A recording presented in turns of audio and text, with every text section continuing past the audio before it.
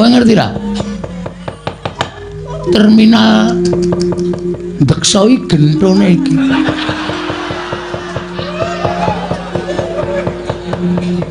Aku nena wis insap.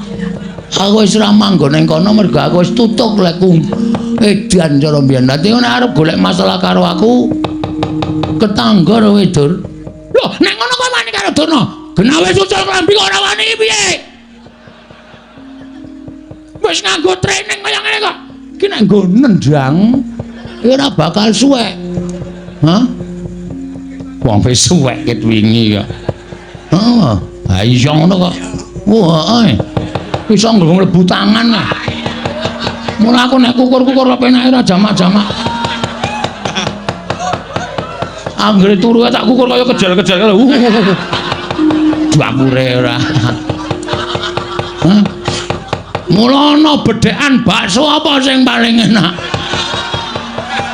Ya kuwi bakso dikukur esuk-esuk. Tak printeng dasmu lho, Gong, kowe iki omongane ora.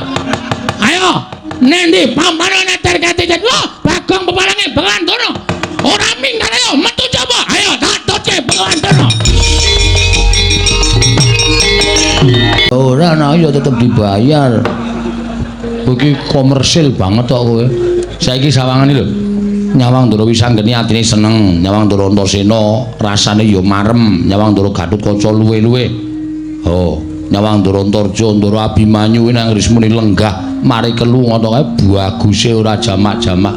Ae do tiru aku, waduh. Terutama Abimanyu. Ya Abimanyu karo kowe sambung rapete apa? Aku ora ngerti, biyen ndek jaman lahir sapa sing ngethok pusere? Sapa? Ndara Werkudara. Lah ya hubungane karo kowe sing gendong pertama kali aku. Weh ya to. Jaman semono kae mulane ya meh mirip aku. Sing mirip ya apane? Ambegane. Ambegane ya beda. Mungkin nek ambegan nek turu kaya tong setan kok. Turu kok tok. Ayo jenenge wong iso mangan jengake sawernaing swara ora iso nek ora ana aku. Ha iya. Ngorok iki umume meng grok ngono kok. Kowe iso swara banyu, swara wong kentrongan, swara apa-apa kok mlebu. Ayo rekamane apik kok. Nganti aku nek turu jejer kowe iki bingung lho. Iki apa iki? Bare bret. Culing. Masa nggo culing barang kandhani kok. Ha iso tak rekamke ye. Ha iya. Ngono. Do meneng sik. Malah ngrembug wong ngorok. Ndara Wisanggeni wilujeng Den. Kakek Semar slamet aku, Kakek. Aku ngaturke bektiku katur ya, Kakek. Nggih kula tampi dawa sami-sami Ndara Antasena wilujeng Den. Ya, Kek, slamet aku. Aku ngaturke bektiku katur ya, Kek. Kula tampi Ndara Gatotkaca wilujeng. Ya, Siwa Pudrana ya slamet aku. Aku ngaturke bektiku katur Siwa Semar. Kula tampi Ndara Antarja wilujeng. Ya, Siwa Semar. Slamet aku ngaturke bektiku katur Siwa Nayantaka. Nggih, Ndara Abimanyu wilujeng. Ya, Siwa Nayantaka slamet aku. Aku ngaturke sembahku katur Siwa Semar. Mbok ampun aneh-aneh. Ora niki mung batur kok disembah. Niku malah mengke kula ndak kuwalat. Ning kula tampa dawah sami-sami dipun sekecaken anggenipun sami lenggah. Wah. Ndara Wisanggeni bekti kula kunjung nggih, Den. Nala garing tak tampa. Tiba padha-padha nala garing. Nggih, Ndara Antasena bekti kula ya ring tak tampa. Matamu ora mari-mari. Waduh, bar dialeme matak-matake wong tuwa. Niki mboten iso mari areng ya kira kaya ngene iki. Ya syukur, muga-muga tak donga-dongake ndang bener. Nggih, matur sembah nuwun. Tak ketang rada lara atiku. Dipun sekecaken? Ya, wis ora kurang kepenak. Ndara Gatotkaca bekti kula nggih, Den. Ya garing tak tampa. Ndara Antarja bekti kula, ya garing tak tampa. Ndara Abimanyu bekti kula nggih, Den. Ya nala garing tak tampa. Ndara Wisanggeni bekti kula, ya Petra tak tampa. Ndara Antasena bekti kula nggih, Den. Ya Tru tak tampa. Ndara Gatotkaca, ya Petra. Ndara Antarja, Iya Petruk. Ndara Abimanyu. Iya Petruk ndak tampa. Ayo Gong. Ndara wis anggene Ndara Antasena Ndara Kagoca Ndara Antarja Ndara Winang Abimanyu lan bukti kula kanca. Kowe kok njur kabeh disaruk wae. Kesuwen e. Ming bagekke kok suwene ra jamak-jamak. Wong edan Bagong iya tak tampa tiba padha-padha. Wong kentir Bagong iya tak tampa tiba padha-padha. Wong edan Bagong tak tampa. Wong pekok Bagong tak tampa. Wong bagus Bagong tak tampa. Nah, kae ngisor dhewe kae nyenengke kae. Wis dibekteni suarane do ora penak. Lho, suaraku ora penak piye Bagong? Apa ya ora sang nganggo edan, ora nganggo pekok. Waras e kula iki. Ning saora-orane kowe iki wis dicap karo para kawula. Dicap, disestempel. Terus kula niku gaweane teng kelurahan lho. Gaweanmu apa? Nyetempeli. Layang-layang niku lho. Lah iya, disestempel nek kula niku mboten edan. Iya njaluk ngapura. Ndara Antasena ya ora penak omongane. Ya njaluk ngapura, Gong. Ya ming kowe iki pancen yo rada ndugal kewarisan kaya aku. Waduh, rungu ra, Truk? Ha iya. Padha Ndara Antasena. Heeh. Ya ming aku bagus kowe elek. Atos meneh. Romansaku ora penak to iki. Wis tak tampa wong kowe ya elek tenan kok. Wonten wigaton napa Ndara rawuh mriki? Aku ora butuh karo kowe, butuh karo bapakmu. Angge monggo kula ming anu kok. Ming nakoni kok. Enten apa, Den? Kakek, wonten dawuh. Setemene nggonku ngirit marang para putra mau, sayekti njumbuhake lawan impenku, Kek. Sampeyan ngimpi napa? Ana ing dina Sukara Kasih kepungkur aku ngimpi. Mongko wektune kuwi Puspa Tajem utawa Kadara Dasih ketitik. Sawise nggonku rampung nggone nglakoni nendra wis gagat bangun Rahina. Ateges impen kuwi bakal kasunyatan. Ora nyono-nyono Kakek Semar kuwi kaya mangku Sang Hyang Candra. Soroting Sang Hyang Rembulan nalika semono nganti tekan pasuryaning Kakek Semar dadi mencara mawa cahya sapa ing caketan tumuli entuk soroting saka Kakekne Semar kaya entuk daya kekuatan ingkang linuwih. Tumuli aku matur marang Kakangku Antasena, Kakang Garwaca lan Kakang Antarja budine Kakang Abimanyu ndak kanthi sowan mrene ingkang wigati yen pancen Kakekne Semar kuwi bakal duwe sedya, duwe gegayuhan, marata aku kandhanana, aku paring ana dawuh. Merga kanthi cara mengkono aku bakal sak biyantu marang Kakekne Semar. Bot repoting Kakekne Semar aku yang bakal bantu marang panjenenganing Kakek Nayantaka. Ha. Piye iki? Bloko wae, Pak. Pun, bapak niku sedyane bapak sing mangandikae kali kula diblakake ndara-ndara niki. Sinten ngertos ndara-ndara niku kersa mbiyantu bloko mawon, Pak. Mboten napa-napa, mboten ajeng duka niki anak-anak niku do ngerti kok niki pinter-pinter kok. Kula niki mung prihatin karo kahanan negara Ngamarta.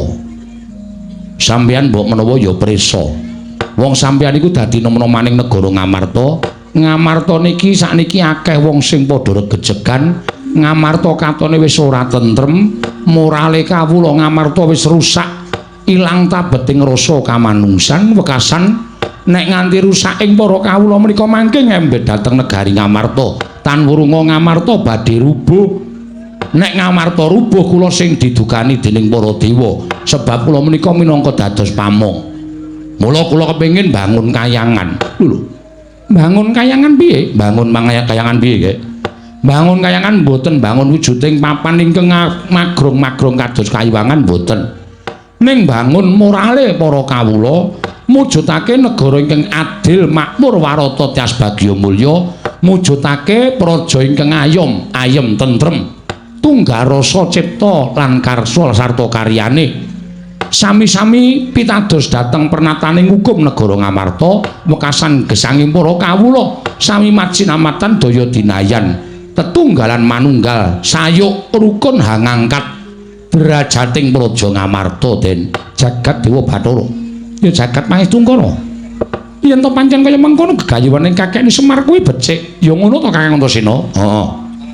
Lah terus kersane Kakekne Semar kula wau matur kali anak-anak kula Syarate Pandhawa mundi pustaka Jamus Lima Sada kedah rawuh mriki sinuwun Ndarawati minangka dadi pujangganing Pandhawa. Mundi Sekar Wijaya Kusuma kedah rawuh mriki sinuwun Mandura kudu rawuh mrene merga tumrap kula nadyan sinuwun Mandura menika arang-arang sowan dhateng negari Ngamarta ning batose keng woing Mandura menika muhung doyong dhateng para Pandhawa. Mila Ndara anak kula gareng kula dawuh supaya mboyong sinuwun Ndarawati, Petruk pun sagu mboyong para Pandhawa, Bagong pun sagu mboyong sinuwun Mandura. Ning merga saka anak kula niki nek duwe kesaguhan ming sagu teng ngarep perkara kelakon lan orane niku durung karuan mengke. Mula gandeng sampeyan rawuh mriki nek upama lho sampeyan niku kula suwuni tulung pripun? Ora coba kula tak nyuwun pangandikanipun Ndara-ndara kula lancur-lancur Pandhawa. Yen pancen tenagaku digunakake dening kakekne Semar aku ora bakal wegah. Aku mengko karo Kakang Antasena bakal sowan Kanjeng Ndarawati nyuwun ngambil Sekar Wijaya Kusuma sinartan mboyong Kanjeng Ndarawati. Sampeyan kalih Ndara Antasena iya kek. Nah, nek mengke sinuwun Ndarawati mboten purun kuwi ana purba wasisaku sing baku kowe kelakon kerawan nata Ndarawati apa dene kelakon mboyong Sekar Wijaya Kusuma. Nggih, matur nuwun. Siwa Semar, nadyan aku bakal budal menawa negara Ngamarta matur Kanjeng Puntadewa mboyong marang para Pandhawa sinartanmu di pustaka Jamus Lima Sada. Aku karo adhiku Abimanyu ing bakal sowan ana ing negara Ngamarta. Wah, matur nuwun, matur nuwun. Aku ingkang bakal sowan menyang negara Mandura. Mengko aku matur bakal mboyong senjata negara lan alugara. Sartaning Kanjeng Prabu tak aturi rawuh ning Karang Kadempel.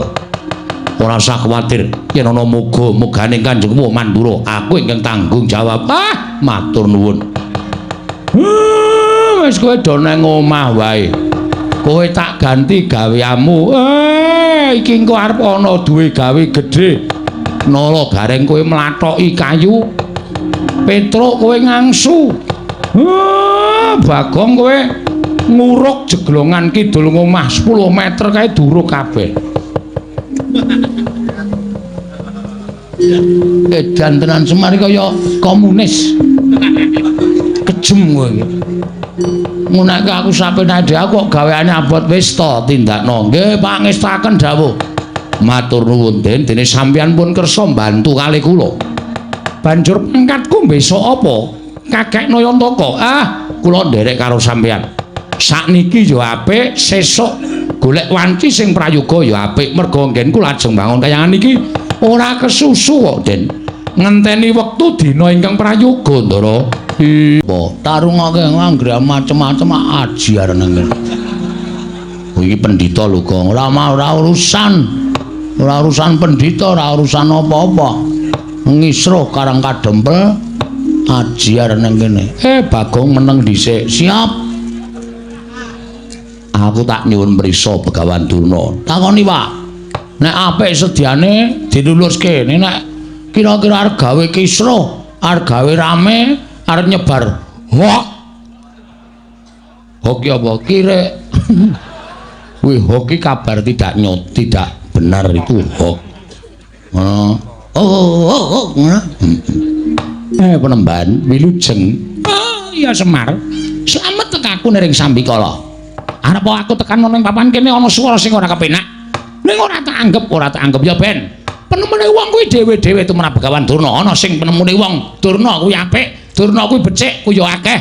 Ning ana sing duwe penemu Durna kuwi ala, kuwi ya monggo. Monggo anggone biji. Kula nyuwun pangapunten anak kula. Ora apa-apa. Wilujeng rawuhipun slamet tekaku.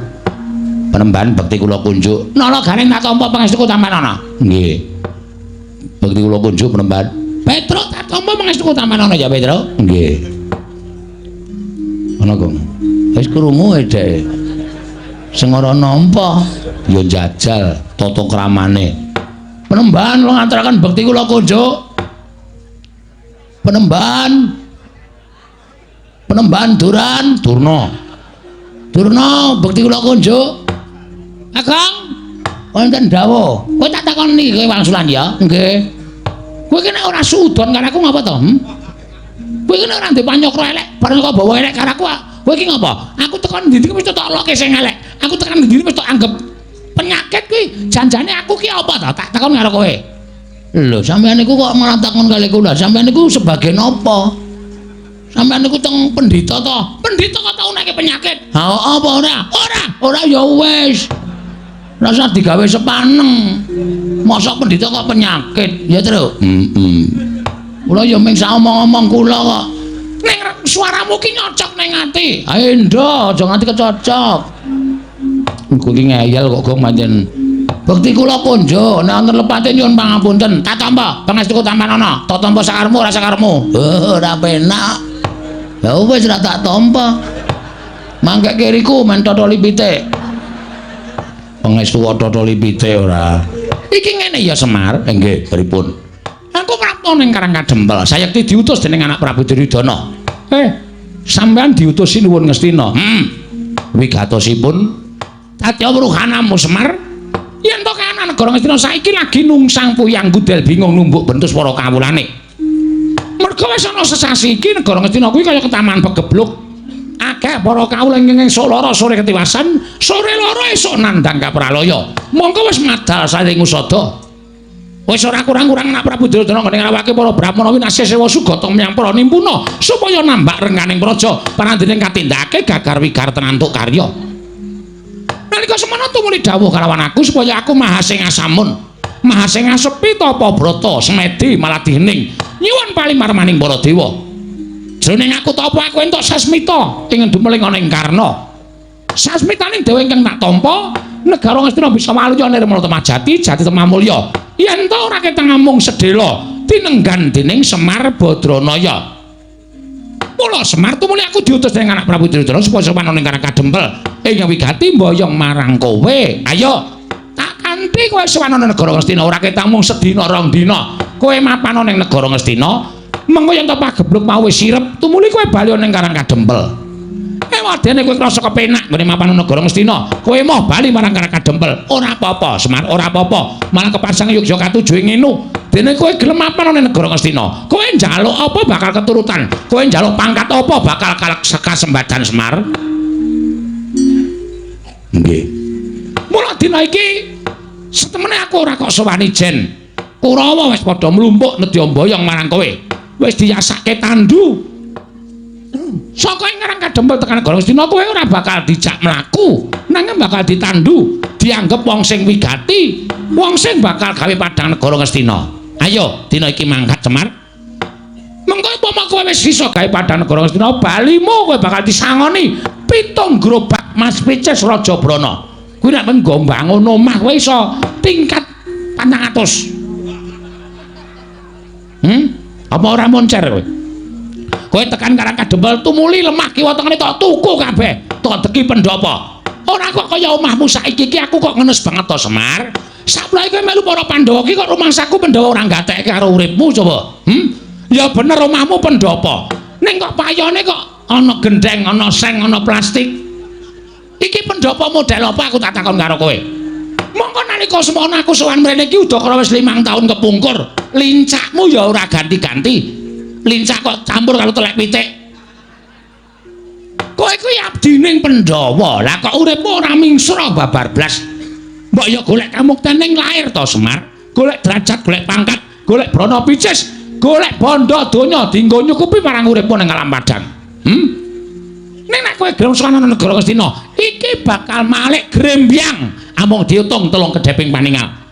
Kowe sowan nang negara Ngastina 2 dina 3 dina, bali dikanteni 7 gerobak Mas Picis Raja Brana, mutiara inten jamrut hergeni. Kabeh bakal dipasrahke marang kowe. Tekan Karang Kadempel tok dudah sak karung wae, mongko saben sak gerobak isine 40 karung. Kuwi 7 karung.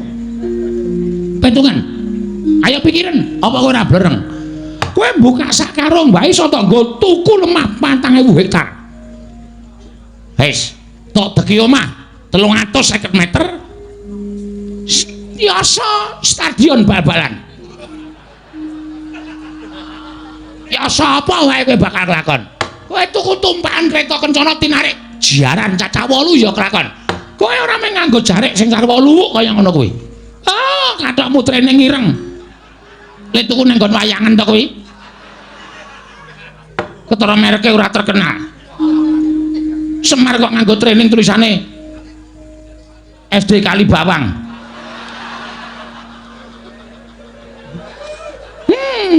Cetane training le ngeneki kuwi dum-duman.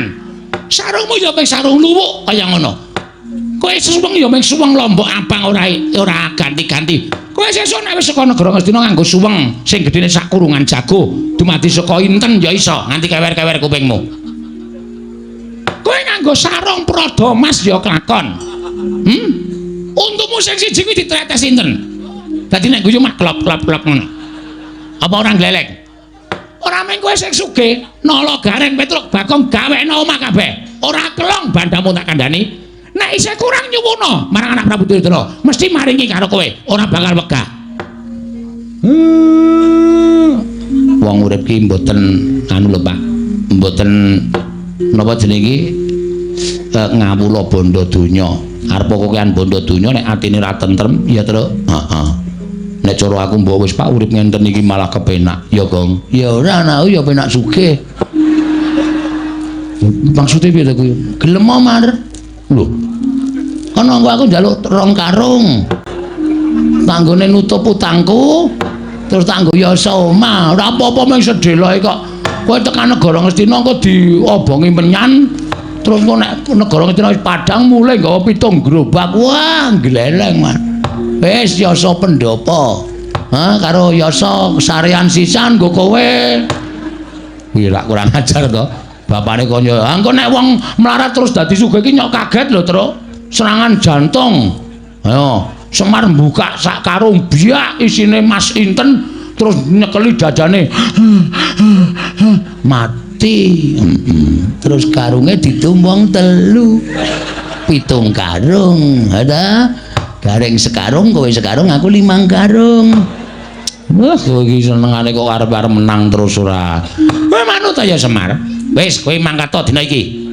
Nek wasene iki kowe ora gelem mangkat, kowe ora gelem sebudal ana ing negara Ngastina. Aku diparingi Purbawasesa. Diparingi Purbawasesa dening anak Prabu Duryudana. Dadi aku ning duta kongkonan ning duta ngrampungi karya. Kowe kudu kelakon sowan negara Ngastina. Tinimbangane kawula Ngastina entek mergo ketaman pegebluk. Aku bali marang Praja Ngastina ora gandeng karo tanganmu, ora iso nyowanke karo kowe. Wanter ngendikane anak Prabu Duryudana. Begawan Dura bakal dicopot kelenggane. Yen perlu bakal dikethok gulune dening anak Prabu Duryudana. Mula sowanmu iki mau nyelametke uripku ya Semar. Kejaba nyelametke uripku, kowe manut karo aku. Ewadene kowe ora manut karo Begawan Duna. Tak kanthi ning Ngastina kowe ora gelem, tinimbangane aku mengko mati dipejahi dening anak Prabu Duryudana. Oh, kawula kowe ting tak ruda paripeksa. Kowe sing tak jiat. Nganggo cara kepiye wae kowe kudu tekan negara Ngastina. Bangga, najan kowe mlayu tekan ngendi paman. Kowe bakal tak oyak. Tak kanthi menyang negara Ngastina. Yen kowe ora gelem, sing tak katutke dosamu, kawula sekarang kadempel. Tak bumi angus dina iki Semar.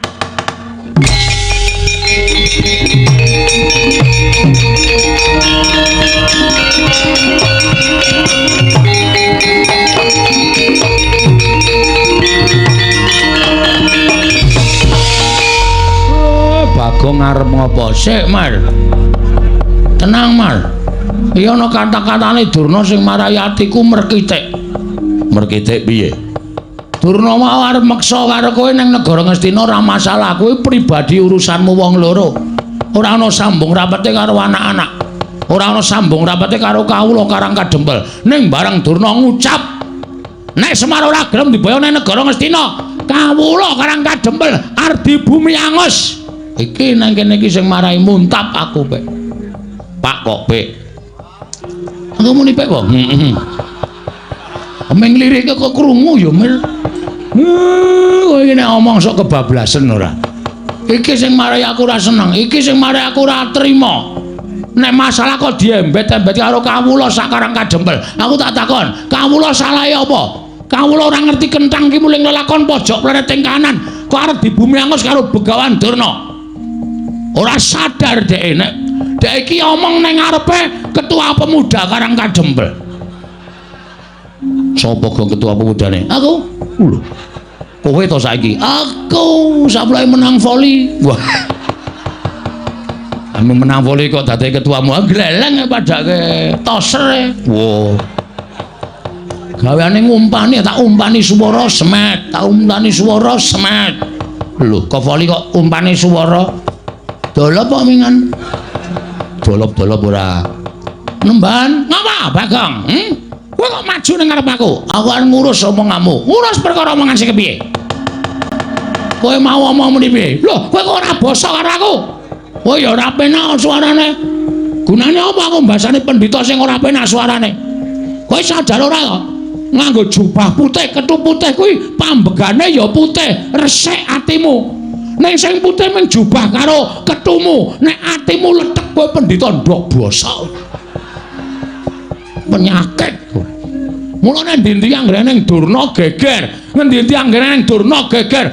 Kowe menghasut dengan kata-kata sing ora bener. Loh. Aku muni piye kok kowe nesu? Kowe mau muni piye? Sing arep bumi angus sapa? Karangkadempel. Karangkadempel ki masyarakate akeh. Masyarakate Karangkadempel ki pirang-pirang? Ana 1444 kakak. Nek 1444 kakak kuwi tok bumi angus, berarti kowe mateni wong pirang-pirang. Kowe mateni wong pirang-pirang. Kowe jagal menungsa kowe, Dur. Hah? Kowe udu pendhita kowe. Kowe pembunuh kowe. Kowe ora wangun kowe nganggo sandangan pendhita. Nek mboyong Semar, aja nyangkut-nyangkut karo masyarakat Karangkadempel. Aku nesu ngene iki ora mbelani bapak. Ning sing tak belani Karangkadempel. Iki bumi wutah getihku. Iki bumi kelahiranku. Bumi yang kaya dengan adat budaya yang ada di Nusantara. Ngapa ya Bagonge, ngapa ya cah edan ora? Nesu kok dadi deklamasi. Dadi nek bumiku iki arep tok ganggu gawe. Aku ora ikhlas, Dur. Aku ora ikhlas. Nek aku wis muni ora ikhlas, rawe-rawe rantas malang-malang tak putung. Ora nyawang kowe iki derajate apa? Ora nyawang kowe iki derajate pendhita. Nek arep gawe geger, arep gawe rusak, ajange diadani Bagong. Wah, edian Bagong. Ora sak cerewet kowe. Iya. Ajange diadani Bagong. Enteni nang kene. Nang ndi, Gong? Salin. Wah.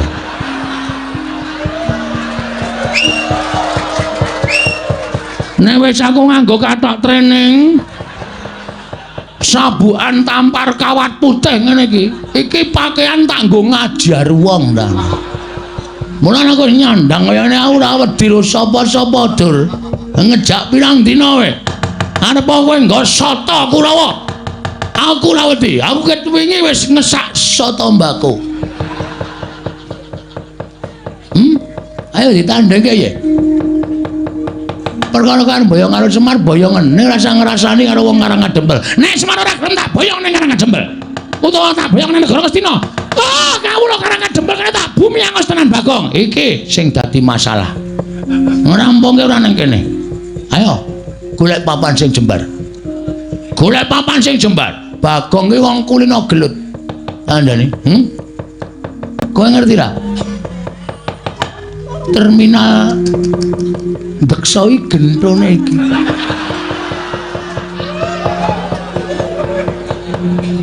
Aku nena wis insap. Aku wis ora manggon ning kono mergo aku wis tutuk lekku edan cara mbiyen. Dadi nek arep golek masalah karo aku ketangga ro Dur. Lho, nek ngono kok wani karo Durna? Genawe sucul klambi kok ora wani piye? Wis nganggo training kaya ngene kok. Iki nek nggo nendang ora bakal suwek. Hah? Wong wis suwek ket wingi kok. Oh, ha iya ngono kok. Wah, iso nggo mlebu tangan. Mula aku nek kukur-kukur penake ora jamak-jamak. Anggere turu tak kukur kaya kejel-kejel. Dapure ora. Hah? Mula ana bedhekan bakso apa sing paling enak? Ya kuwi bakso dikukur esuk-esuk. Tak printeng dasmu lho Gong kowe iki omongane ora. Ayo, nendi pampane terkati. Wah, Bagong pepalange Bengawan Durna. Ora minggat ayo metu coba. Ayo tak toce Bengawan Durna.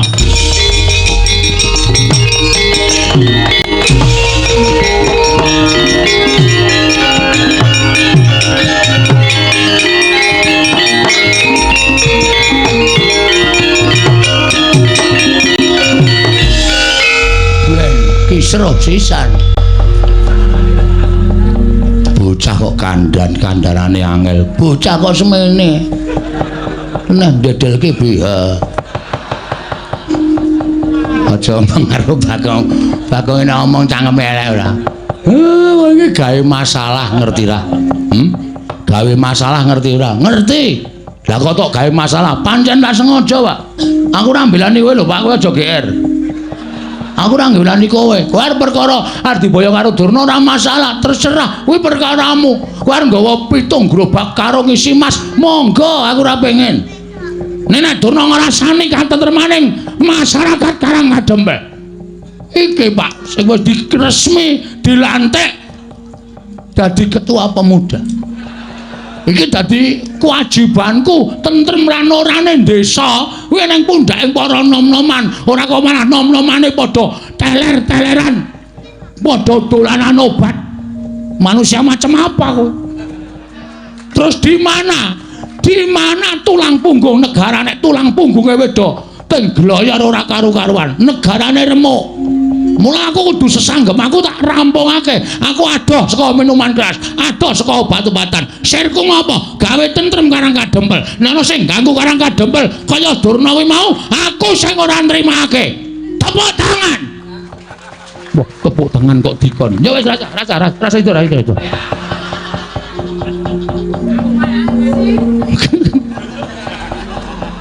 Ya, bocah kok senengane gawe heboh lho. Heboh nek ra heboh ora dadi senengi. Aku dadi kangeni mayang sewengi ra metu Bagonge ditakoke. Ha iya. Ngerol e. Ha wis kono nek nandangi Durna gek ditandangi. Lho. Aja sing ngewangi sapa? Lah wong sing nantang kowe kok njaluk diwangi. Truk. Ngewangi ora kowe? Aku ora ndek masalah apa-apa. Aku ono dirampungke dhewe. Aku le ngoyo perang Rukurawa ming nglabuhi lambimu mbok yo men. Reng kowe ora ngewangi aku apa? Lho, ngapa aku ora ndek masalah apa-apa kok? Ya wis, oke. Kowe ngono saiki karo aku. Ora masalah. Dikira aku terus ming semendhe karo kekuatanmu apa, Truk? Dumeku anake Semar sing dhuwur dhewe, sing jangkai amba dhewe, sing kekuatane gedhe dhewe. Kowe tak suwuni tulung nyingkirke memala Karangadembele wangsulamu kaya ngono. Oke. Tak titeni omonganmu esuk sore iki. Asli aku tak titeni. Wah, anggere kowe njaluk tulung, Gong. Iki, Gong. Tak preke omongan. Wis ora sambung karo kowe aku. Gus, apa? Sampeyan sayang mboten karo kula? Lho, kowe iki abdiku, Bagong. Monggo kowe abdi sing paling nyenengke. Ngamarta ki nek ora ana kowe ming ana Gareng karo Petruk karo bapakmu ki ora gayeng. Ning nek ana kowe dadi gayenge ora jamak-jamak. Ngamarta dadi kaya kebak kabagian. Betul. Terus mengenai hal seperti ini sing endi? Durna niki wau lho. Pun kula tantange. Sing nantang Durna sapa kula? Sampeyan prisa to? Iya, aku ngerti. Lah terus napa sampeyan mboten ngewangi kula? Lho, Bagong, kowe arep gelut karo Durna to? Nggih, aja kuwatir. Aku sing ngrampungi. Kok ndur ngambung barang. Saking seneng kowe. Daradasena apa? Kowe sampean sayang kula mboten? Ora. Mbok sayang yo. Lah piye kon ngajar Kurawa? Wis kowe lungguh sing kepenak. Engko Kurawa tak jotosane. Asik. Ndara gak ada kaca piye Bagong?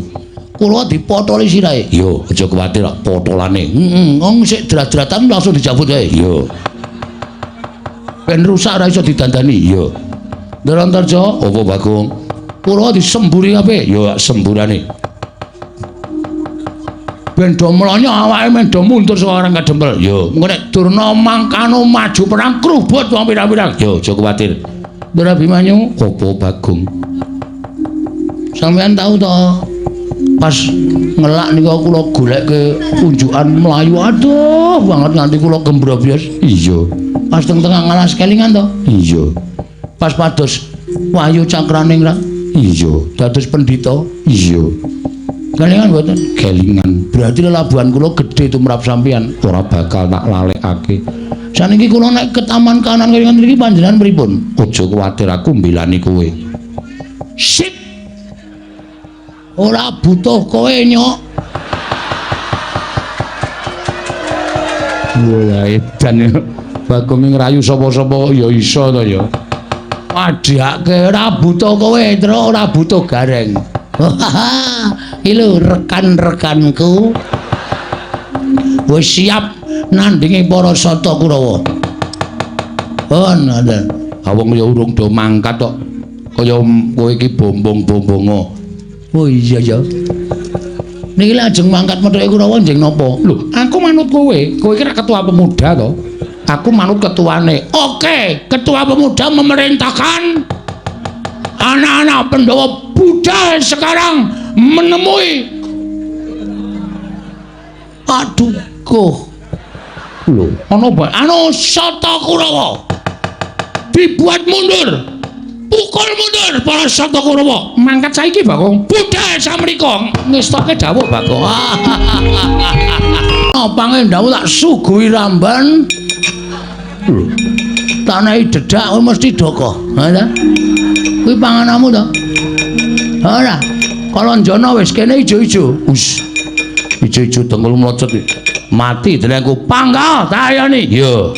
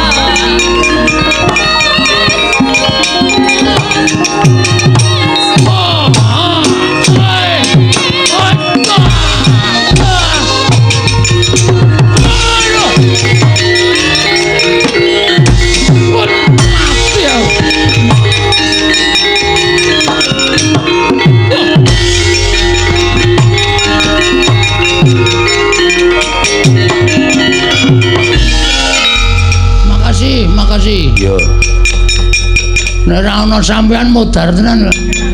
Kita arep melu perang Bonangel nggih perang niku nggih. Lah kok kita kaya mencolot-mencolot. Orang kula niku mung guru senam e. Dadi sane mung mencolot-mencolot nek kon ngantem ora iso blas. Pengen iso perang. Pengen iso perang. Pengen. Ngamuk tak bantu. Serius? Yo. Ya ora mung omong kosong lho, ora. Tak bantu. Carane aku mancing ning awakmu. Tenane? Tenan. Metu ngendi? Metu cangkem? Ora sedeng. Napa iki? Niki ciut ning sok amba barang. Dengkulmu melocot ora. Ngampet-ambekan. Mancing ning awakmu. Nggih.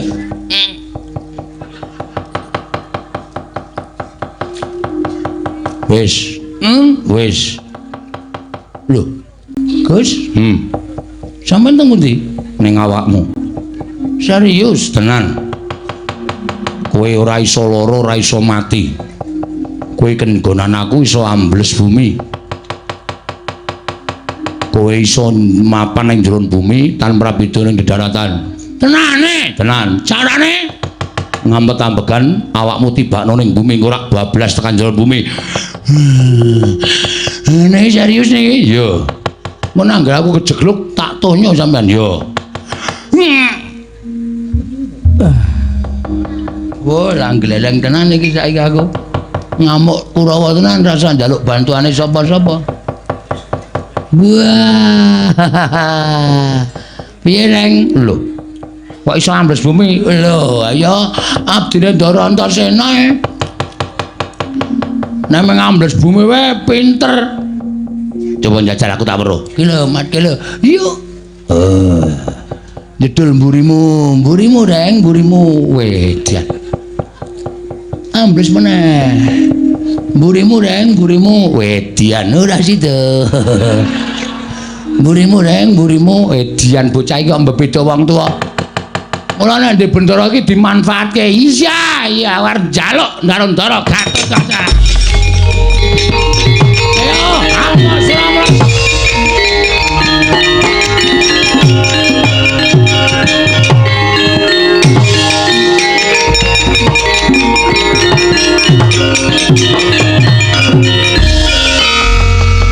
Nolo garing nggih. Ngopo mrene? Bagong pamer ndara. Kula wiwirangan. Pamer apa? Dicelupin ndara Wentasena terus titik-titik ambles bumi, titik-titik ambles bumi. Tela kula dintekke kabeh. Telone sapa? Tela pekarangan kula do ambruk. Jupuki Bagong saka njeron bumi. Bagong iso ambles bumi. Dinjingi Ndara Antasena, mbok kula dinjingi to Den, mari iso mabur. Pengen aku mancing ning awakmu? Nggih, ngamut-amukan. Aduh. Malah ngentut e kula. Pun kepun. Kowe tak nggone awakmu kowe iso ngambah Dirgantara. Sapa-sapa iso tak sambri. Oke, Gempon.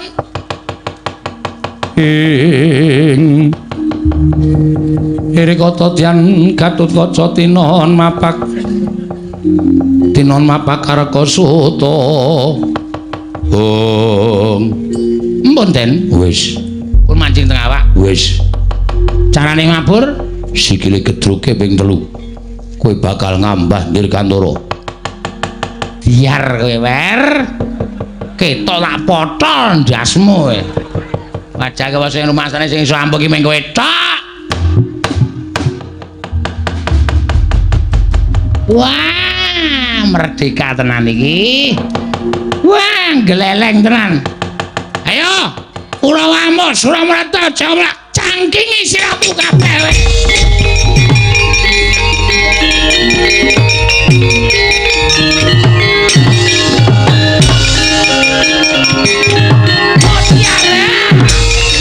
Wah, edan.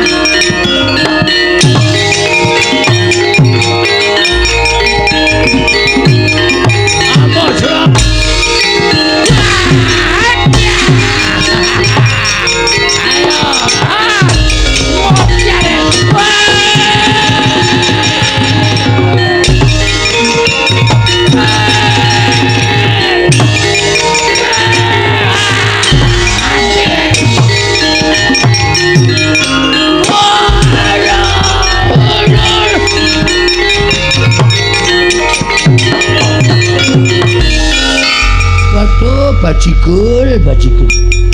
Wah, cilaka iki. Apa ora kowe Durmagati kowe? Tak tancepke lemah kowe. Mati dereng aku Kurawa kok glelenge karepe dhewe. Kowe tak plinteng dasmu lho, Reng.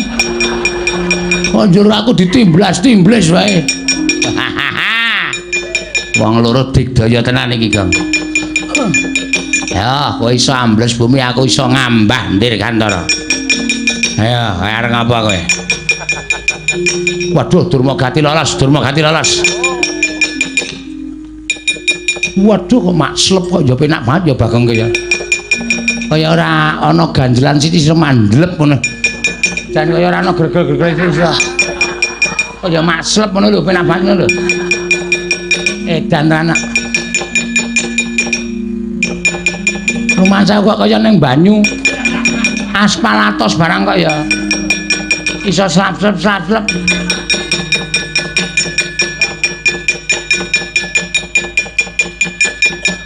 Kurawa bubar ora karo-karuan. Ming mungsuh Panakawan kok sapenake dhewe. Oh, Kurawa nggedabiah kok kian cacah ngrebdo tanpa guna. Ming mungsuh Panakawane kok bubar ora karo-karuan iki arep menang karo sapa to, Le? Aku iki umun karo kowe. Arta Marma Surtayu Durma Gati mungsuh karo Bagong karo Gareng kok mundur ki mongko Kadang Nata apa ora jeneng mirang-mirangke. Selamat malam. Selamat malam. Sangkune gila karo aku. Paring dikira demit kok jedul saka njeron bumi. Meneng wae. Oh ya, lagane. Banter tenang, Kak.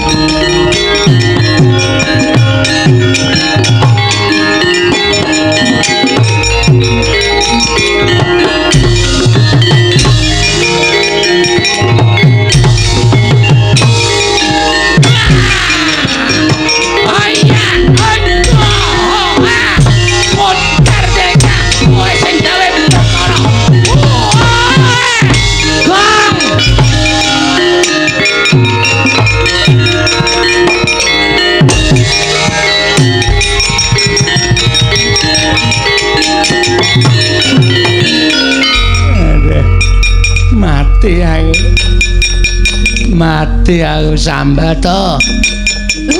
Ayo amuk Suramarata Jayamarata imbang yen padha-padha. Bagong aku njaluk urip. Kurawa jamule. Kurawa ora gawe rusak karang kadempel. Jamule.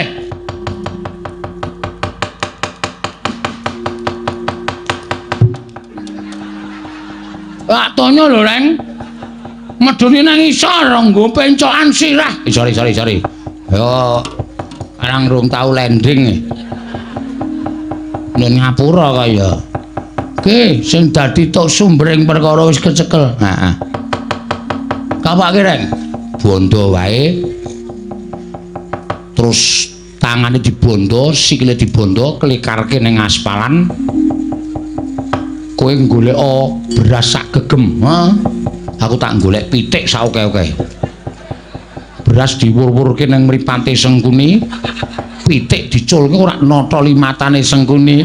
Aja, urung entuk pitike. Lho kok geger to ya? Aduh Bagong, aku njaluk ngapura. Mesake kuwi jenenge niksa. Ya nek Sengkuni mati namung picak. Namung dadi tukang pijet to. Ha iya. Sakit to?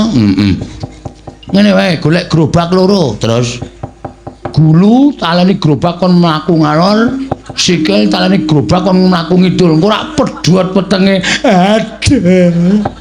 Aja Bagong. Gerobake lagi nggo ngusung damen. Kowe santai wae.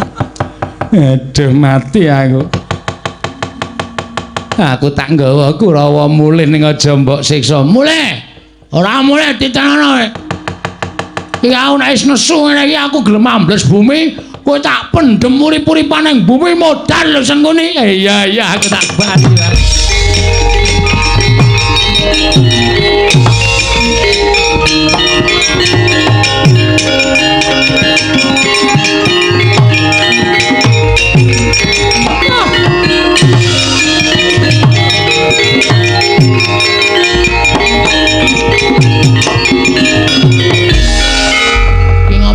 Pendhitane iki. Aku mung pengen bayar karo bapakmu ayo. Aja ngoparangi karepe Begawan Durna. Aja ngoparangi karepe Begawan Durna. Terus kowe arep ngopo? Nek kowe ngoparangi karepe Begawan Durna, kowe tak kantutke dosane kowe tak sirnake Bagong. Wo, lho ngerti awake dhewe ya. Bar nyenake Bagong apa piye? Ha. Pengen tak timbli saka dhuwur. Ya ngono apa piye Durna? Lho Gareng kok iso mabur? Lho, Gareng wis tuku tiket winginane kok. Padahal ora iso mabur. Gareng nek wis ngono kae nimblis apa-apa iso pecah sirahe. Gareng nimblis sampean Dries. Sampean pecah sirahe glecak. Aku saka njeron bumi. Slep. Halo. Kita ketoke ndase tok. Ndase tak ketoke awake tak klelepke. Hah? Kowe ditimbles Gareng Candhawamu apa pendem urip-uripan sing arep ngewangi kowe sapa ya? Hah? Loh, kowe sambles kuwi cetha yen kowe kencingan Antasena. Pancen iya, mula aku digdaya. Tamana cundha maneh ning nganti aku tekaning pati meguru karo kowe. Cundha maneh ora temama ning awakku kowe sing tak ajar Begawan Dara.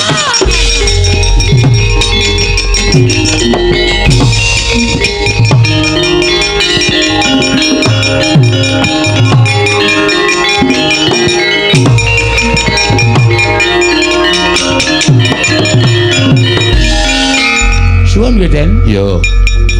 Padha-padha. Ning telane Gareng balekke. Ajeng iki kula nganu kebahan rondo Kebahan rondo ki rak yo golek nganggo dhuwitmu dhewe ora kok ambles bumi kok nyasaki pekarangane Gareng. Balekke, nek ora tok balekke aku moh. Kowe tak pidana engko. Nggih, mengentuk sithik apa ning katok gedabel ngono kok. Karang kula lebokke sak barang Gongnon. Kurawa wis mundur. Nggih, bapakmu kon tekan kene. Terus wigatine apa sing diperintahke bapakmu bakal dileksanani dening anak-anak Pandhawa. Oh nggih, Mir. Setan. Mboyo sing sopan karo bapakne marmir. Timbali Ndara Antasena. Nendi? Gawe nang pelataran kae Andra Garkaca Ndratarja sing arep tok jibah, tok wenehi tugas. Ana didhawuhi nggo aku wong tuwa ora kene dono koso malah cenguk-cenguk. Nggih. Tak suwun ampun ngantos dados dredah.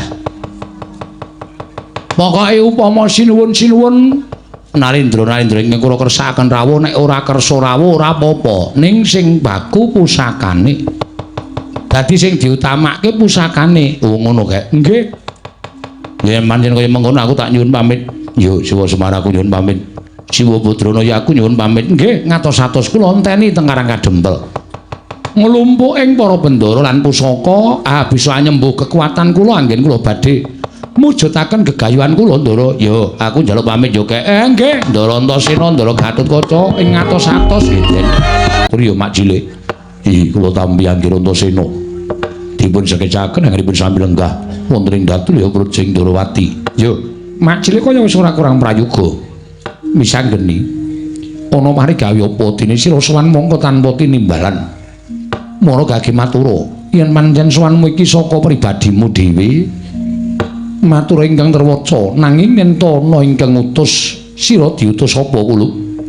Apa ireng? Atmajaku Ndrepsila geni kepiye? Sejatine praptaku ning negara Ndrawati iki ora saka karepe Wisanggeni dhewe, nanging pancen aku ingkang utus. Sira kulub diutus dening sapa? Aku diutus dening Kaki Badranaya, ya kakekne Semar. Mugi andadosna ing kawuningan yen to sejatine kakekne Semar mau banget nggone menggalake marang negara Ngamarta. Ya kuwi negaraning kepundhenku para Pandhawa. Mulya ento nganti ana wawan sithik wae tumrap negara Ngamarta, mesti kakekne Semar mbudidaya supaya mulihake negara Ngamarta kaya wingi-uni. Ya, pancen kuwi kewajibaning Kakang Semar Badranaya. Lah, dina samengko cetha banget Kakang Semar dawuh. Kalawan Wisanggeni kakekne Semar dawuh kelawan aku. Yen to wektu dina iki negara Ngamarta nedheng taman Pacoban. Akeh para kawula ingkang padha sinar marang kautaman, wekasan jejeking adil padha ditinggal. Pernataning hukum negara ora padha dipaelu. Wekasan padha ngudel bingung numbuk bentuk sakarepe dhewe. Mula kakekne Semar bakal duwe gawe ya kuwi mbangun kayangan dudu kok wujuding wangunan ingkang magrong-magrong ingkang tanpa beda kaya wangunaning kayangan kuwi ora. Nanging pengen mujudake negara Ngamarta kuwi uriping para kawula embane kaya ning kayangan. Kebak ing katentreman, kebak ing karukunan lan kabungan, ora ana rasa cedha cinedha, ora ana rasa cacat cinacat lan ora ana rasa regejegan. Anane amung sarwa tentrem, suka raharja. Kepengin diwujudake ana ing negara Ngamarta.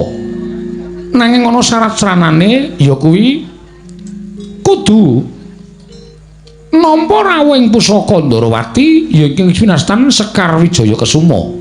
Mula gandeng kakekne Semar kuwi piyaying wis keladuk yuswa. Mula tumuli wis anggeni nyaguhi marang apa kang dadi dawuhing kakekne Semar minangka duta saka Karangkadempel sowan marang Projeng Ndorowati. Ing wigati aku pengen nyuwun ngambil Sekar Wijaya Kusuma yen perlu Siwa Ndorowati ndak aturi rawuh ning Karangkadempel. Saperlu ngestreni marang kakekne Semar nggone bakal duwe gawe mau upama Siwa Ndorowati ora kersa tedhak dawuhing kakekne Semar cetha lamun yen Siwa Ndorowati ora kersa rawuh ning Karangkadempel ing kudu rawuh pusaka Ndorowati Sekar Wijaya Kusuma wa ireng ing Ndorowati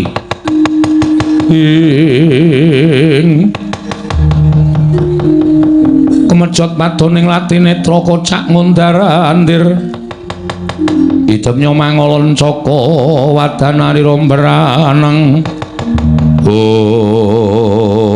kuseta lah kok dadi Semar pengen bangun kayangan kuwi apa pancen wis dibeto nganggo naring ganep yen perkara Semar nggone bakal bangun negara Ngamarta kuwi pun wa sarujuk pun wa mathuk nanging ora usah nganggo tembung bangun kayangan sabab tan wurunga lamun kapireng dening para Jawata Kakang Semar bakal nampa pidana saka para dewa mula Kang Sanga kuwi wis anggeni yen to siji sira pengin nyuwun ngampil wujuding Sekar Wijaya Kusuma aku tak takon karo kowe Margake Wangsulana Sekar Wijaya Kusuma kuwi apa to kuwi pusaka kadewatan kuwi pusakaning para Jawata ingkang diasta dening awakmu Ndorowati mula rasa ben wong diwenangake ngasta jeneng Sekar Wijaya Kusuma apa meneh amung drajating Kakang Semar Badranaya mula Kang Sangka kuwi sing gedhe pangapuramu siji Sekar ora bakal tak paringake angka loro aku ora bakal prapta ning Karangkadempel merga aku wegah yen to nganti kelepetan dedusaning Kakang Semar gone bakal bangun kayangan mau wis anggeni Kaget Trisangga pirang ulin angkul kirempit-kempit dosa ngreknaning bawana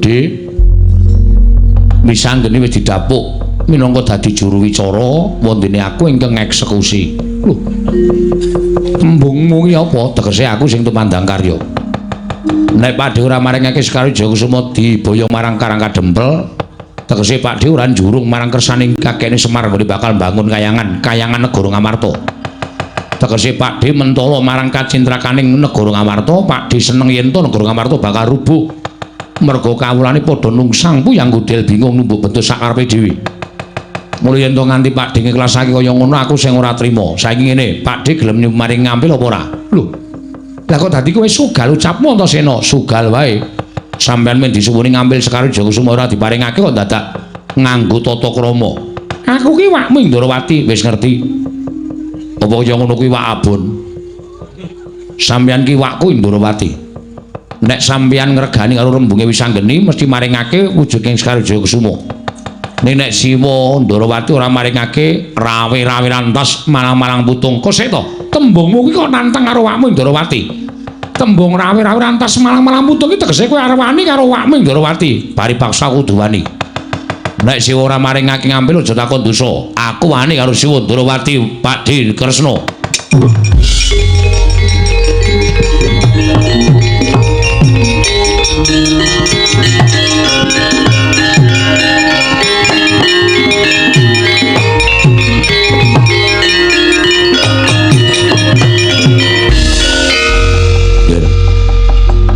menawi angger badhe tumindak kados mekaten mangsaipun sanes Kanjeng Prabu Ndorowati nanging Setyaki minangka dados senopati Ndorowati ngempun narimaken tentrem lan botenipun negari Ndorowati menika wonten pundhakipun senopati Ndorowati ing pamaning Garbaruji iya aku ngerti Pakdhe pancen wis tak jarak aku muni ngene mau aku menjontrot penggalih Pakdhe Garbaruji atau mak cilik Garbaruji supaya Pak cilik nesu karo Antasena neng kene iki malah dadi jalaran nggonku bakal meksa karo Siwa Ndorowati maringake Sekar Wijaya Kusuma saiki kersaning mak cilik piye menawi angger sampun boten dipun nemutaken kepada waksa kula mentala kalian panjenengan nek pancen mentala pampane ora ning kene mak cilik ayo metu Jawa ditaker Antasena karo Sencaki menang endi kula aturi jalan jawi kene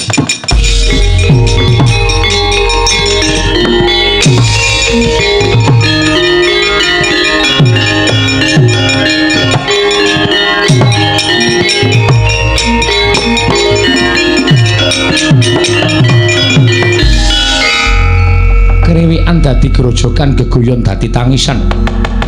Mongko niate wakmu ora kaya ngono kuwi sanggeni. Lah kok dadi kajangmu ngrandu gumboling ora bisa meper maramu bal-baling kanepsun. Aku mung manut karo Siwa Ndarawati. Yen manyen perkara iki arep digawe rame ya digawe rame, nek digawe becik ya digawe becik, nggih. Mengko mundhak dipoyoki dening para wong kang ora seneng kelawan Nata Ndarawati. Kakangmu Antasena ndakno, Sentyaki tak endhake. Sekar Wijayakusuma mengko bakal tak pitunge dhisik sanggeni. Iya wae, ngestake dawuh.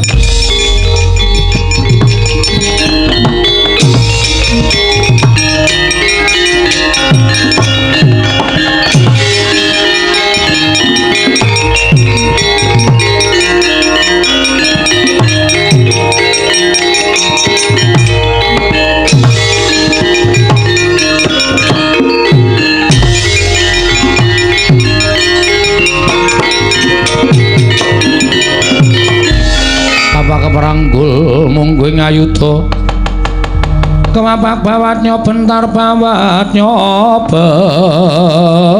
bentar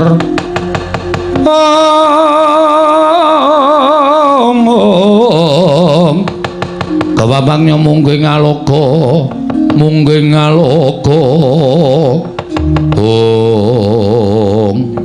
neng kene saiki ditemtokke Antasena karo Majelis Setyaki iki kekuatane menang endi? Janjanipun kula melas kalian panjenengan. Aja melas Majelis, aja melas. Wong wis depan-depan ngene iki aja nurun duwe rasa melas. Mengko ndale tumandang ora lahir batin. Ketokno kasudibianmu aku ya tak ngetoke kasudibianku. Babar wisan ditaker anak werku Dara karo Satru garpu iki menang sapa? Nggih. Ngendikanipun sampun kados ngaten. Panjenengan mriku ngendikanipun nyocok dhateng manahipun ingkang paman pancen tak sengaja Majelis. Nek ora ngono ndak ora dadi perang. Malah saiki diseksekke para kawula sanegara Ndarawati. Antasena karo Sentyaki iki menang endi? Nuwun sapunten, pancen ora kena digawe becik. Yen ora kena digawe becik, njaluk pangapura yen pamanmu garpu Mentala karo kowe Antasena. Ayo panggawa tayani Majelis Setyaki. Oh, iki merganing batimu. Kakang Antasena. Kakang Antasena jangan ngono.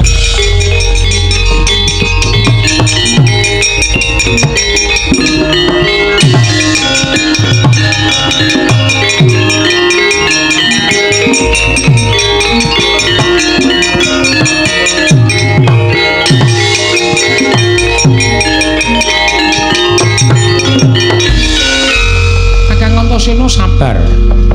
Wah, ngegol-goli kowe iki. Wis arep dadi mengkari bet-bet ngono.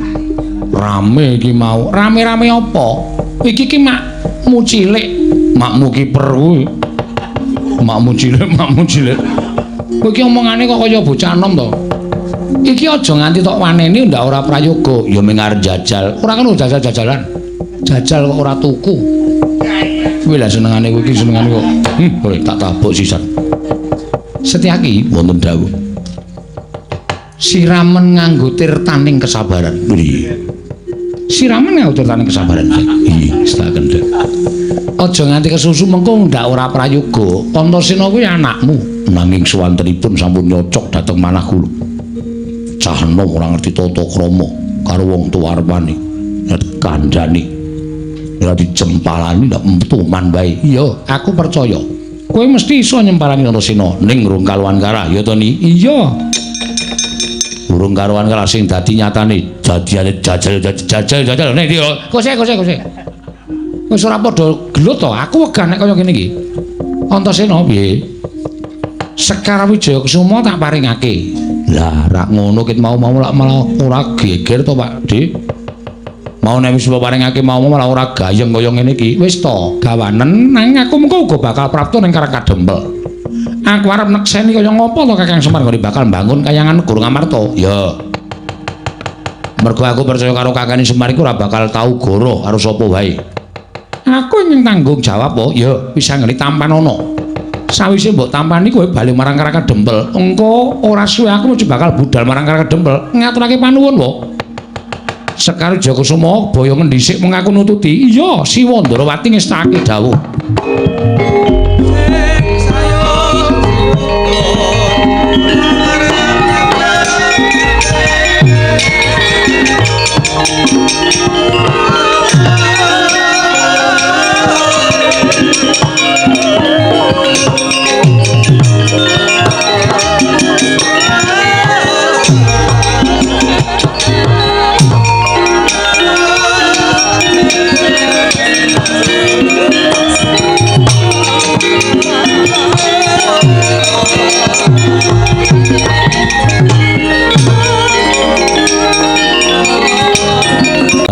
meksa Paduka Kanjeng Prabu Darma Kusuma. Mugi andadosna ing kawuninganmu bilih sakmangke Kyai Semar nedya gadhah damel inggih menika gegayuhan ambangun Praja Ngamarta sarana ambangun kayiwangan mapan wonten ing Praja Ngamarta boten wujudan papan ingkang endah imbaning kayangan babar pisan boten namung kala wau kinarya sasmita bilih kayiwangan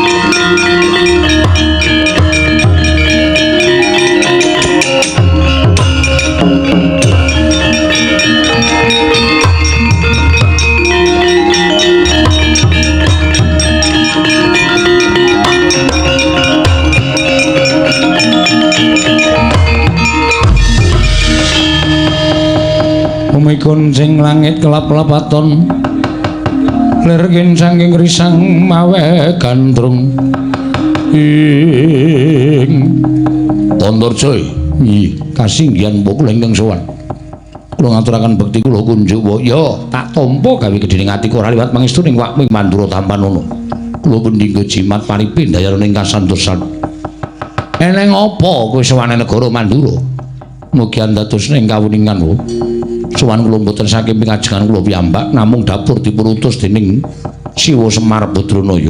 Lho. Kakang Semar utusan lawan anakku jangkar bumi li kasinggihan mengaten. Wigatine. Kakang Semar utawi Siwa Semar Badranaya badhe ambangun kayiwangan wonten Negari Ngamarta. Mboten ateges lambangun papan ingkang endah namung bangun dhateng gesangipun para kawula. Bangun dhateng lair batosipun para kawula sak Negari Ngamarta. Saengga Negari Ngamarta sak mangke saged pulih kados wingi-uni mujudaken praja ingkang ayom-ayem tentrem. Nanging kedah syarat-syaranipun wonten kula kunjukaken rasa Paduka Kanjeng Wahing Mandura. Lho. Syarat-syaratane apa?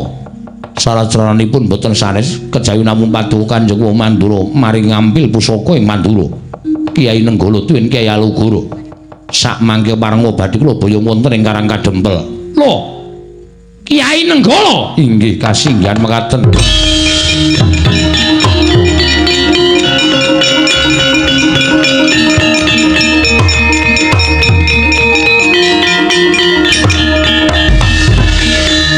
Tandurja. Yen mesine kowe ngerti Kyai Nenggala Kyai Alugara kuwi pusaka bain-bain. Kuwi pusaka kadiwatan. Lah kok dadi Kakang Semar bakal mboyong wujuding Kyai Nenggala lan Alugara dadi sarana sarastrana bangun kayangan negara Ngamarta. Apa ora melek mripatmu? Kyai Alugara kuwi pancen iso tok gawa, iso tok boyong. Ning nek Kyai Alugara utawa Kyai Nenggala kuwi mapan ana ing sak njabaning daging, sak jeroning kulit. Kuwi ora iso digawa dening sapa bae. Kedah saged kula boyong po. Nek aku ora entuk, kula kedah meksa lan Paduka Kanjeng Prabu Mandura. Piye? Kula kedah meksa dhateng Kanjeng Prabu Mandura kemareng maring ngampil pusaka kalih. Kowe arep meksa karo Baladewa ya? Kowe arep meksa karo Baladewa? Yen ngono kowe wani karo Wakmu Mandura. Mboten ateges wantun, nanging menawi kula wangsul mboten pikantuk damel, ateges kula badhe dipun paidu dening Siwa Semar Badranaya. Sampun mboten wonten ginanipun kula jejer satriya, teka kula sampun sagah nanging mboten kababar dados pakarti. Yen ngono karo wani karo Baladewa, nyuwun pangapunten. Iblis lanat bayi sore.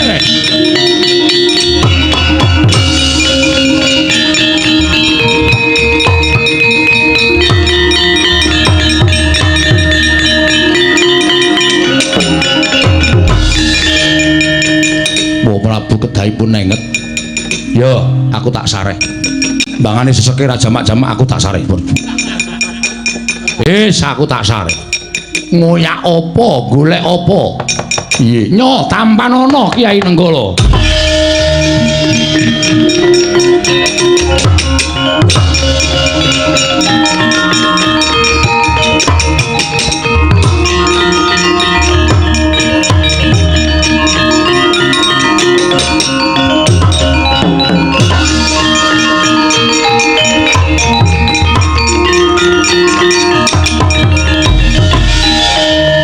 Prabu nggih kula kanthi wonten ing Karang Kadempel ya ayo Kresna tak tutke.